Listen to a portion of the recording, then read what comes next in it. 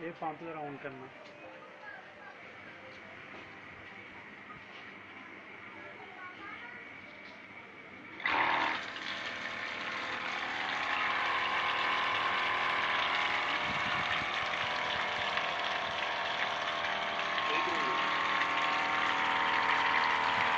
AC में है, AC ampere 1.35 है। हाँ जी। जेडे दूसरे पंप ने वो लेंदे ने 4 एम्पेयर, एसी 4 एम्पेयर। कितना फर्क है। और पानी का प्रेशर बहुत बेहतरीन प्रेशर।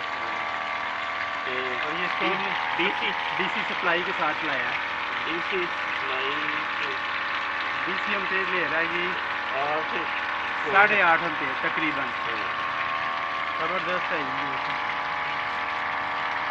डीसी 8.5 और एसी 1.25 एम्पेयर से थोड़े से ऊपर, और प्रेशर काफ़ी ज़्यादा। ज़बरदस्त है।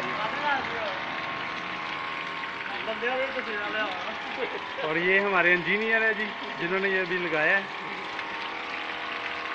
ये बड़े इंजीनियर हमारे अभी ये चेक कर रहे हैं, और ये बेहतरीन रिजल्ट आपके सामने है।